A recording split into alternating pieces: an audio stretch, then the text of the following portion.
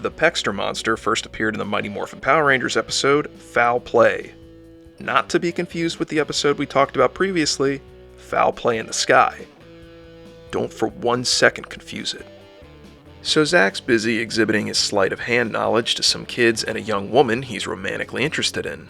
She winds up giving him a peck on the cheek, which of course inspires Rita enough to send down the Peckster monster. I just want to point out that the characters in this episode call him the Peckster, but when he later had a prominent role in Lord Zed and Rita's 3-part wedding series, he was just called Peckster. That brings us to the figure, since he's called Peck Attack Peckster. It's a great looking figure and extremely accurate to the character on the show.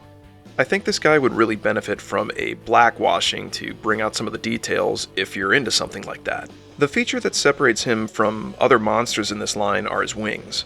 Just look at all that plumage.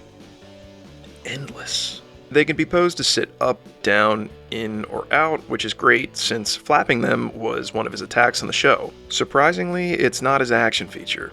Push the toggle on his back and that activates his pecking action. His head thrusts forward and his mouth opens. Awesome. You can imagine another one of his attacks in the show was obviously pecking things, but he also fired projectiles out of his mouth. One of my favorite instances is during the Megazord fight where he opens his mouth, exclaims, "Who loves ya?" and proceeds to blast the Megazord with energy projectiles. Also fun to note that the Rangers get the rare Mastodon shield involved in this episode. You love to see it. Can we take a second to talk about his hands though? They kind of resemble a cross between that of an old woman's and the Crypt Keeper right after finishing up some salacious activities at Club Med. Leave the appearance be. What I hate are these stupid peg holes in his palms. They're there to obviously hold his weapon, but they look so unnatural. There were some other figures in this line affected by this choice, and we'll get to those. For now though, let's look at his weapon. It has to be one of the strangest weapons in the entire line. It's like a weird primitive piece of high-li sporting equipment.